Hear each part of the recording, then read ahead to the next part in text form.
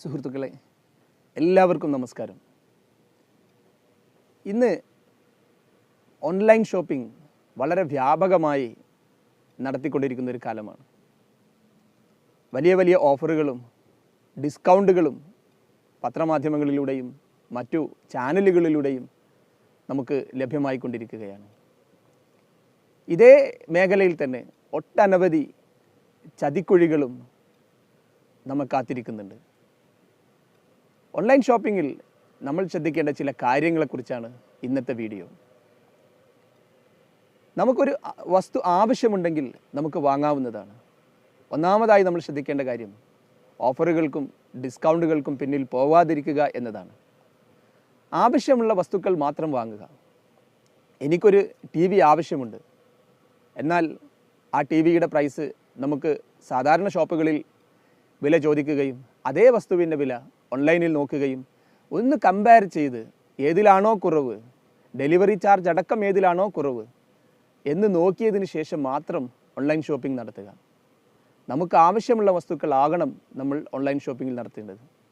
ഇപ്പോൾ നമ്മൾ സോഷ്യൽ മീഡിയയിൽ സർഫ് ചെയ്യുന്നത് പോലെ തന്നെ വെറുതെ നമ്മുടെ സമയം ഓൺലൈൻ ഷോപ്പിങ്ങിൽ ഓൺലൈൻ സൈറ്റുകളിൽ നമ്മുടെ സമയം കളയുകയും പെട്ടെന്ന് തന്നെ ഒരു ഡിസ്കൗണ്ടോ അല്ലെങ്കിൽ ഒരു ഓഫറോ കാണുമ്പോൾ ചാടി വീണ് അത് വാങ്ങാനുള്ള ത്വര കാണിക്കുകയും ചെയ്യാറുണ്ട്. ഇത് തീർത്തും ഒഴിവാക്കേണ്ടതാണ്. നമുക്ക് ആവശ്യമുള്ളത് എന്തോ അത് മാത്രം ഓൺലൈനിൽ നോക്കി നമുക്ക് വാങ്ങാവുന്നതാണ്. രണ്ടാമതായി നമ്മൾ ശ്രദ്ധിക്കേണ്ട ഒരു കാര്യം, ഓരോ പ്രോഡക്റ്റിൻ്റെയും റിവ്യൂസ് കൃത്യമായി വായിക്കണം. ചിലപ്പോൾ റിവ്യൂ ആദ്യത്തെ വായനയിൽ തന്നെ നമ്മൾ റിവ്യൂ ചിലപ്പോൾ വളരെ മനോഹരമായ റിവ്യൂസ് കൊടുത്തിട്ടുണ്ടാവും. പക്ഷേ എത്ര ആളുകൾ ഓരോ പ്രോഡക്റ്റിനെയും കൃത്യമായി റിവ്യൂ ചെയ്തു എന്നുള്ളത് നോക്കൽ നിർബന്ധമാണ്. കൂടുതൽ ആളുകൾ റിവ്യൂ ചെയ്തിട്ടുണ്ടെങ്കിൽ ആ പ്രോഡക്റ്റ് കൂടുതൽ വിറ്റുപോയിട്ടുണ്ടെന്നും അത്തരം പ്രോഡക്റ്റുകൾക്ക് വിശ്വാസ്യത കൂടുതലാണെന്നാണ് അർത്ഥം. മറ്റൊരു കാര്യം നമ്മൾ ശ്രദ്ധിക്കേണ്ടത് ജസ്റ്റ് ലോഞ്ച് വെൻഡേഴ്സിനെയാണ്. ജസ്റ്റ് ലോഞ്ച് സൈറ്റുകളിൽ നിന്ന് ഒരിക്കലും നമ്മൾ പ്രോഡക്റ്റുകൾ വാങ്ങരുത്. നമ്മൾ ആ പ്രോഡക്റ്റിൽ ക്ലിക്ക് ചെയ്താൽ വെൻഡേഴ്സിനെ കുറിച്ചുള്ള കൃത്യമായ ഡീറ്റെയിൽസുകൾ കിട്ടും. അതിൽ ജസ്റ്റ് ലോഞ്ച് വെൻഡർ ആണെങ്കിൽ അത്തരം വെൻഡേഴ്സിൽ നിന്ന് സാധനങ്ങൾ വാങ്ങുന്നത് ഒഴിവാക്കേണ്ടതാണ്. മൂന്നാമതായി നമ്മൾ ശ്രദ്ധിക്കേണ്ടത് വസ്തുക്കൾ വാങ്ങുന്നത് കൃത്യമായും ട്രസ്റ്റഡ് വെബ്സൈറ്റുകളിൽ നിന്ന് വാങ്ങുക എന്നുള്ളതാണ്. എങ്ങനെയാണ് ട്രസ്റ്റഡ് വെബ്സൈറ്റുകളെ നമ്മൾ തിരിച്ചറിയുന്നത്? നിങ്ങൾ ആ വെബ് സെർച്ച് ഭാഗത്ത് പോയി നോക്കിയാൽ അവിടെ ഒരു ചെറിയ ലോക്കിൻ്റെ ചിഹ്നം കാണാം. രണ്ട് തരത്തിലുള്ള വെബ്സൈറ്റുകളാണ്. ഒന്ന് സെക്യൂർഡ്, HTTPS സെക്യൂർഡ്. രണ്ടാമത്തേത് വെറും HTTP. വെറും HTTP ആണെങ്കിൽ അത് സെക്യൂർഡ് അല്ല എന്ന് നമ്മൾ തിരിച്ചറിയണം. HTTPS ആണെങ്കിൽ നിങ്ങളുടെ വെബ്സൈറ്റിൻ്റെ സൈഡ് ഭാഗത്തായിട്ട് ഒരു ലോക്കിൻ്റെ ചിഹ്നം കാണാം. അത് കൃത്യമായി എൻക്രിപ്റ്റ് ചെയ്തിട്ടുള്ള സെക്യൂർഡ് വെബ്സൈറ്റുകളായിരിക്കും. അത്തരം വെബ്സൈറ്റുകളിൽ നിന്ന് മാത്രമേ നമുക്ക് വസ്തുക്കൾ വാങ്ങാൻ പാടുള്ളൂ.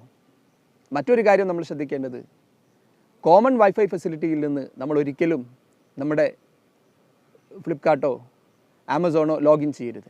കാരണം നമ്മുടെ പാസ്വേഡ് ലീക്ക് ആവാൻ ഒരുപാട് സാധ്യതകൾ അതിലുണ്ട്.